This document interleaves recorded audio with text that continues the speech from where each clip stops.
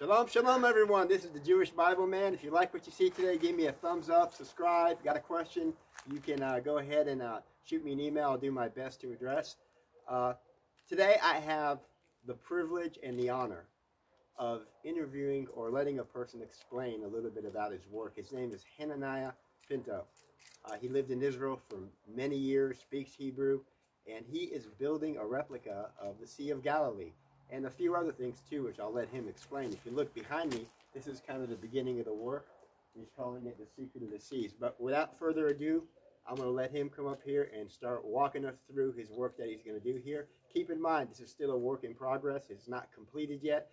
But boy, this is as close to the Sea of Galilee that you're going to get without flying to Israel. Hananiah, come on over. Thank you. It's good to be with you. Thank you for being here.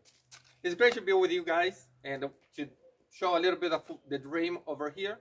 And the project here then is to build a place where people can come and learn about the Sea of Galilee, learn about the land of Israel, and learn about the biblical stories.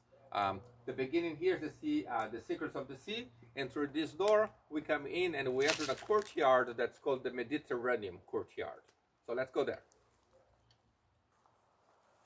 Boy, Hananiah, what is going on here?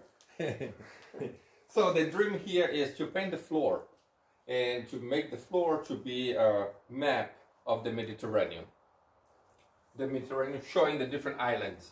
So right here where we are, where I'm pointing to, is the island of Sicily.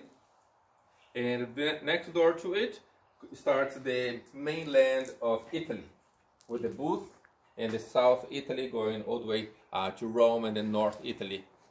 And the way we decided to show this area is by showing the Roman art. Now, the Roman that was centralized in Rome is a period, and that's why we have those two beautiful ladies over here that represents the art of Rome in the time of the Romans. And to a little bit over that direction, you come to the mainland of Greece. And the mainland of Greece, now showing here by the brownish color, and the blue and light blue, of course, is the seawater. But main Greece then is represented by the athlete that is sitting there just resting in a resting position after the race. And then towards there we have the islands of Greece, Turkey, and other parts of Europe. I've noticed right here it's kind of enclosed, and you got somebody working on the painting. What else are they going to be painting? This is, I noticed that's the sea over there. Correct. So what we're trying to do here is to show the land in elevation. So the darker color is higher elevation to the lower elevation of the island or the mainland. Then you have the rivers, and then when you come to the sea, we have the shore of the sea that's very shallow water, then medium water, then deeper and deeper, depending on the depth of the color of the blue that's marking the sea. Wow. And if you look in some islands, for example, here on the Sicily island, there's a little white mark over there that is a high mountain that is always snow-capped, the volcano of Etna. That one right there? Correct. Okay. There you go, that's the volcano of Etna. So if you come over here, right? so the athlete is here resting, and here we have this other statue that you guys will be the first one to see. It's been unveiled right now. You're getting an Special exclusive for your channel.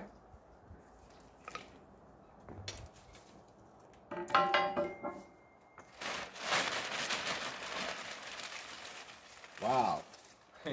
This statue is very special because it represents Asclepius. Asclepius is the Greek god of healing. He is the only Greek god who cares for humans. And you see on this nice carving that we have here, that by the way is one piece of wood that was used to carve.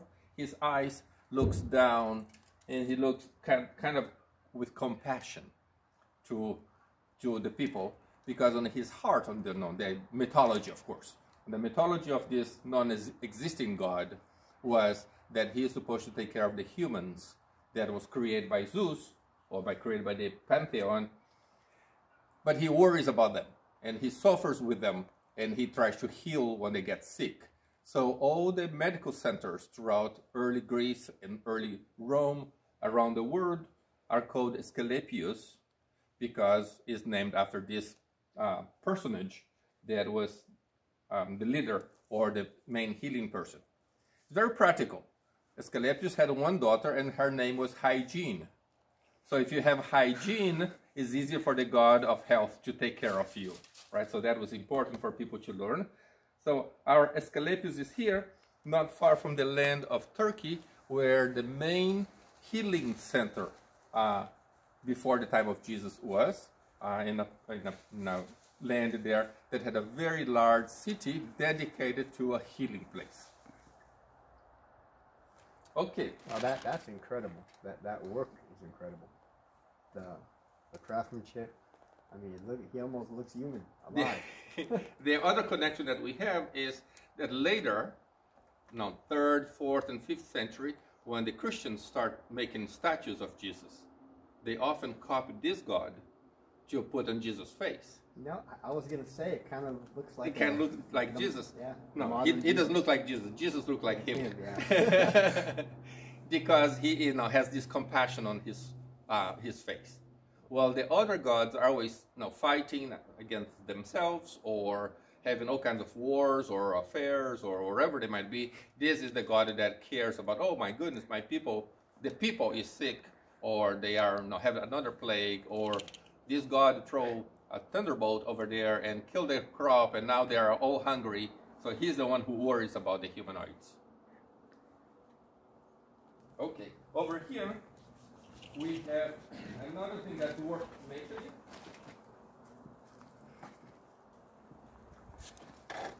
It represents a shipwreck.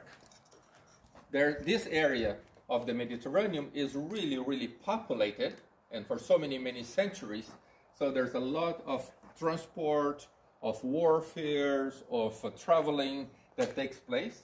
So it makes sense that you have many shipwrecks. So if you are an archaeologist and you're looking for a shipwreck, the shores of Mediterranean would be a best place for you to look. So this is our representation, and we're just trying to put some items around so we can talk about those. Now, many of those has been excavated and statues brought up, or gold, or items that they are carrying around. But this shipwreck is just another connection for us to point that the Mediterranean is the birth of civilization. And for centuries, there is transport in that. In the book of Acts, there's the story of St. Paul taking a ship to go to Rome, and then he is shipwrecked in the island of Malta.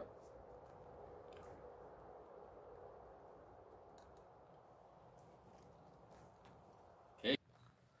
Now, I don't know where Hananiah went, but his explanations are great, and we're going to continue this tour. Hopefully he'll come back soon. Let's see, maybe he went in here. I think this is supposed to be one of the education centers, classrooms. Let's see. I just don't know where he went. He just vanished on me. There he is. Hey, Jewish man, welcome. Come in.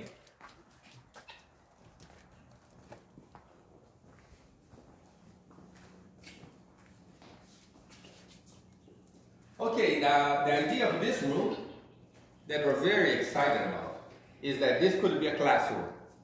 So if you have a group of friends that wants to come here, we're going to have chairs lined up over here. On this side, we already have TV for now, but we're going to have other ways of multimedia that we can show and represent and talk about what we're doing. But nothing better than have a nice place that's air conditioned or heated, that you can be comfortable, and then we can share with you 45 minutes or an hour lecture where we can go through the map of the Sea of Galilee, and they can point to you how big it is, how wide, and how long, and where the cities are located, and you can take notes on your map, and Jesus walked from here to here, and the elevation, and which kind of fish we have in the sea. Oh, that'll be part of the this possible lecture when we're ready to it, but this will be a great place to do that. The other thing that we have very next to us here. How many people do you think you'll be able to see? Oh, I have 50 chairs 50, that we bought it. We're also dreaming at one point, we don't know how necessary that will be, that we could put a little gallery here. And some people could be up there, listening to the same lecture. But this is in case that we can have large numbers of people into this place. So that will be definitely after COVID, when the time comes. Are you going to be bringing in different things to sell from Israel? Oh, yes, we're going to be promoting some material from Israel. We have some good connections with different people in Israel that can make some of things available for us. So like olive wood, mother of pearl, different materials, different oils,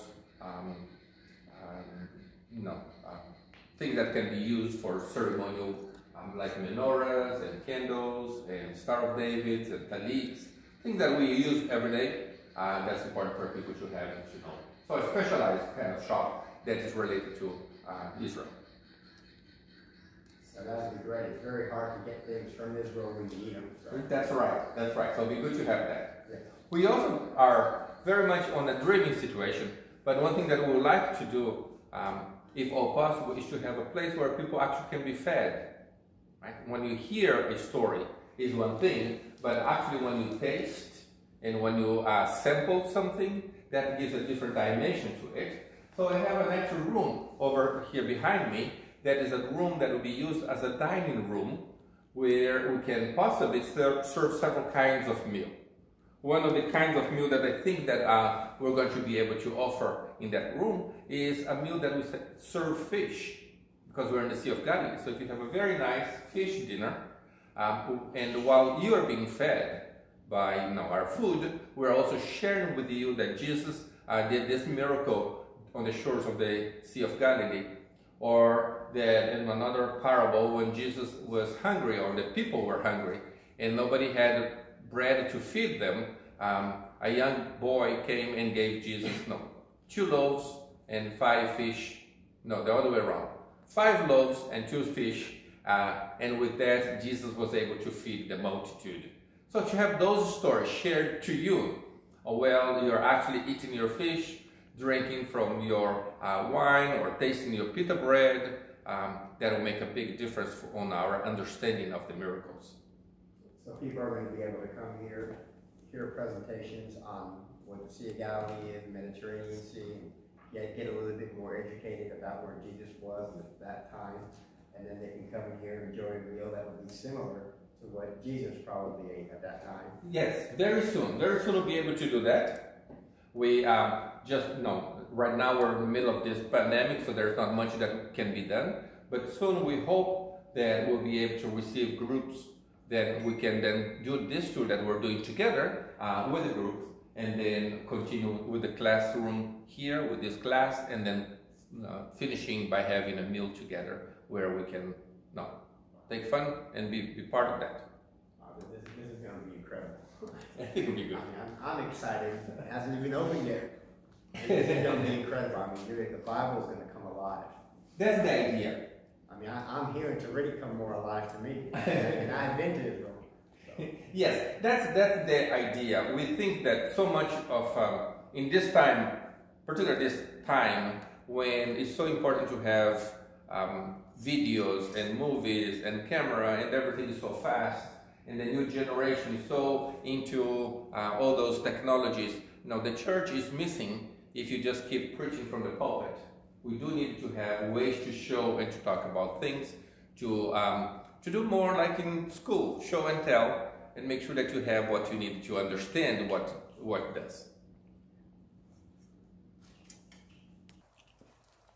So as you're passing those 2 lions, that marks the transition between the Mediterranean Sea to the Dead Sea.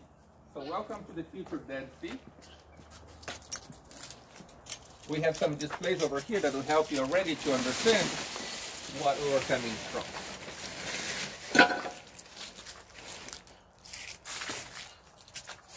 So things that we know that the Dead Sea had was lots of salt and also of tar.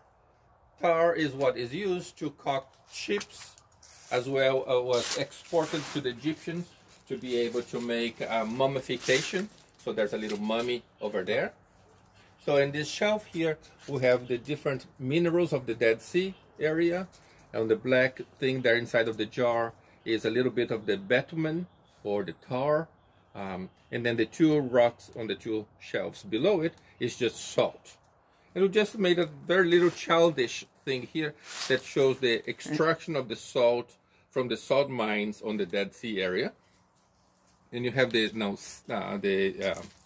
pools where the water drains and then leaves behind the salt, and then the cars and trucks picking up the salt and using them for many things.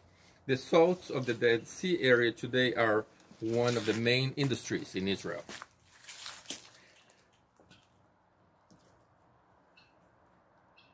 That we have here is the future home of this meal presentation that we're going to offer. We can do a meal that will be like the two charcoal fires. Remember, in the house of Caiaphas in Jerusalem, there's a charcoal fire. Jesus is there, and Peter does not know. And then Peter denies Jesus. And then sometime later, there's a charcoal fire in Galilee in John 21. Jesus is there. Peter does not know that Jesus is there, and Jesus asked Peter, "Do you love me?" on that story. So if you are making this meal, you're enjoying yourself with a nice a nice fish and some pita bread, some hummus, authentic from Israel. But then you're learning that Jesus actually offered an opportunity for Peter to be reconciled. And if Peter denied Jesus 3 times, Jesus in John 21 asked Peter, "Do you love me?" 3 times. So equal amount of times now, showing that total establishing that connection between the two of them.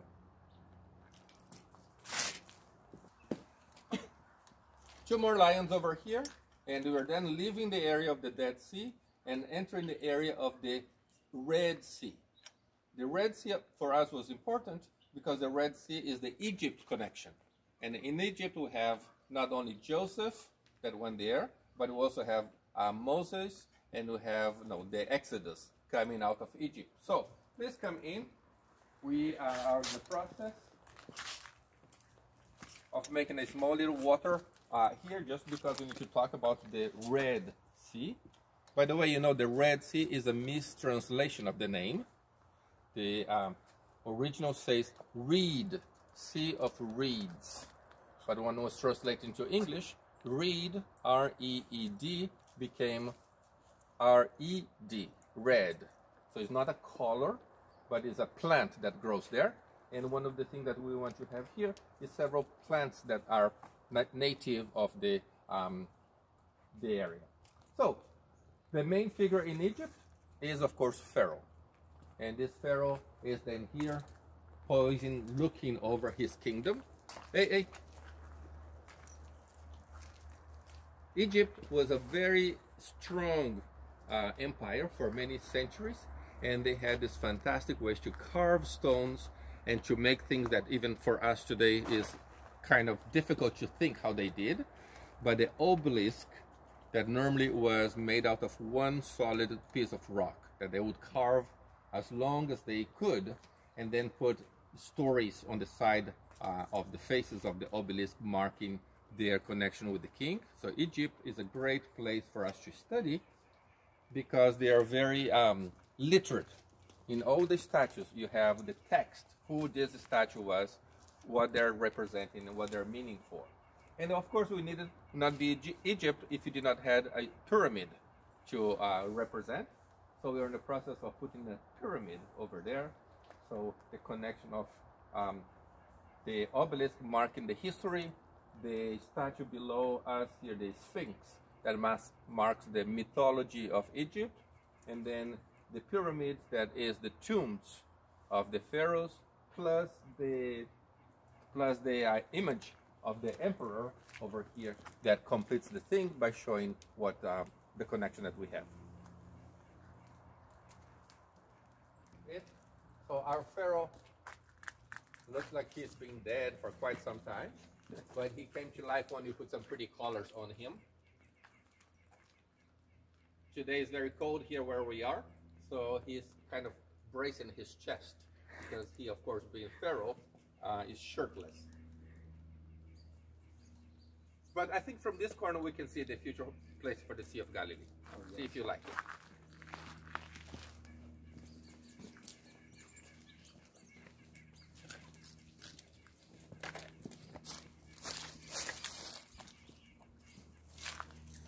So, yeah, that looks nice. So this area here, this flat area that goes between the trees here, is a possible place for us to rebuild a Sea of Galilee that will be proportional. That will be the same landscape around the sea, plus the same shape of the sea that we have in Israel. Put it over here. So as we can walk around that lake, we can talk about here was the place where we had Tiberias, and here was the place where we had Magdala, and here was the place of Capernaum, and so forth, and walk all the way around the sea, remembering the stories that we have, plus the geography that we have in the Bible. Well, I'm here at the site where the actual Sea Galilee is going to be. We've been touring the place, and Hananiah has been explaining to us many things, and along with the chicken named Pedro, I understand that's his rooster's name, this is going to be the site of the Sea of Galilee. So could you explain to us the design of it? And Yes, the dream here is to make a Sea of Galilee that will be here in this flat, dry area. Now, we do have some springs here that we can channel into the future Sea of Galilee, but to design a hole here that will be in the same shape like the Sea of Galilee in Israel, and then have it flooded with pathways around the body of water, where we can point out where the cities are. So nothing better than staying in the classroom and you're looking on a map on your diagram, and then you put the names of the cities, and then literally I invite you to come out and we walk around this path looking at the water and having the map, the sea on the map on your hand and the sea on another area, so we can talk around and say, here's Tiberias, here's Capernaum, here's Magdala, here's the Jordan River, and we're actually walking that distance to consolidate a little bit better in your mind what you already learned in the classroom in your map. So between the theory of the map on your hand and the practical of you walking around the water should be a great way to for you to understand the practicality of the Sea of Galilee. Could you tell us, just so the audience would know, what are some of the major events in the Bible that happened on the Sea of Galilee? Oh, one of the major events that we have in the Sea of Galilee that almost every Christian person knows is Jesus walking on water, right? Jesus calming the sea when we have a storm at the sea. Then the other one that we have is when Jesus tells the disciples to throw the nets on the other side of the boat, and they caught many fish. And the other thing that's very important for us, particularly because we have the head of Escalators, is that the Sea of Galilee is below sea level. It's about 700 meters below sea level. And just next door to the Sea of Galilee, there's a volcano. The volcano is still active today. The volcano produces hot springs. So there's many hot springs around the Sea of Galilee. I don't know if you ever taught this, but when you're reading the Gospels, Jesus meets so many sick people around the Sea of Galilee. The woman with the flow of blood, so many people that could not walk, so many people that are sick, so many people with demons are around the Sea of Galilee. So our question is, why the Sea of Galilee would attract so many people that are unhealthy? And today, because the archaeology that we have there, we know that all those hot springs that we have in Israel were healing centers in the time of Jesus. If you remember the story of the flow of blood for 12 years, she tells Jesus, I used all my money in healing and nobody could help me. Right? So people are coming from all over the Roman Empire, particularly to the Sea of Galilee area, because there's hot springs there. Asclepius likes to put his healing centers near the water, the hot springs, because the hot springs would help people to feel better and perhaps even promote some healing for them. We have the lion and the lion puppy. Two more lions. For Hananiah, where are you taking us now? All right. So there are two lions that we have here are symbolizing that we're leaving this sea area and going to a new sea.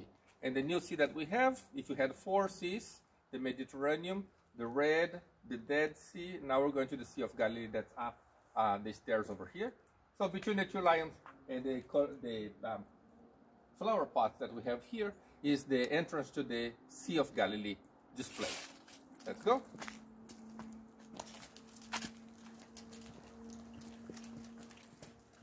So when people come in, they're going to come in from this area right here. This is where the parking lot's going to be. That's right. Right here where we have those trees now, there's an open space there already prepared, and that'll be a parking lot for people to come and approach our entrance. And as we come down there, the first stop will be the correct. The first thing we're going to see is this round body of water that we have here. That is our ship. So this place is going to be amazing. The parking structure is there, as Hananiah was saying. People are going to come down here. The first stop is going to be a presentation about the Sea of Galilee. Then we'll go down this way and go to the Sea of Galilee down there and the Red Sea and get a presentation about Pharaoh. This place is awesome. This place is going to be great. Let's step over here and see the first stop you'd make if you came here to the Sea of Galilee. This place is incredible.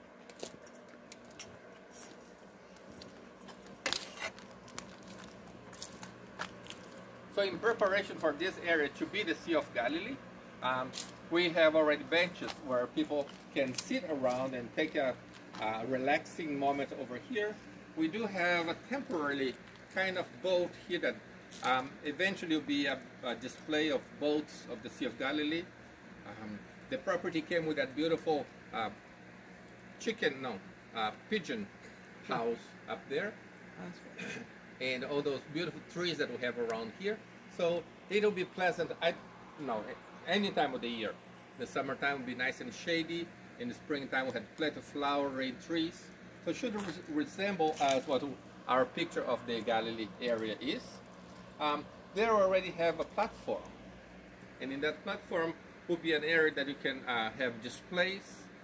We can have Jewish musics that for a nice evening when you come here for an evening meal, so you can have some music presentation over there. Plus I'm working on the landscaping here, trying to put in some plants that are typical of the farming areas of the northern part of Israel. So I already start having a nice vineyard over there. Plus I have a ton of herbs, including rosemary, sage, dill. I also have pomegranate and fig trees growing among the other trees. So we're changing a little bit the environment here to be more Mediterranean kind. But here's the place that we want to remind people again about the sizes and utilities and importance of the Sea of Galilee. By the way, the Sea of Galilee is the only below the sea level water of a totally freshwater lake in the world. So it's not simple that we're happy about to have the Sea of Galilee in Israel, but the Sea of Galilee is also the only fresh water that we have in the country of Israel today. Part of the water that we have there was used to consolidate the peace agreement between Israel and Jordan. So every year Israel needs to pump so many millions of cubes of water from the Sea of Galilee to the Kingdom of Jordan across the border. Oh, no. So we are just going to take a walk that probably is on the reverse order of when you come with your group. But we want to go then from the Galilee back to where our buses will be parked. So up here is where the future parking lot is going to be. So please come with me. We're working on both sides of this walk driveway. So you have some plants over there. You can see some plants that are already being trained to grow the way I want them to grow. Here on my left, I have the other plants that already started to grow, some herbs and some small trees. This was the forest, so we needed to work with nature for a little bit longer and not to remove the trees too much or too soon. But here you can see that the grapes are already growing. They did very well this summer. I'm expecting to have a few grapes in 2021, but they're all healthy and doing well.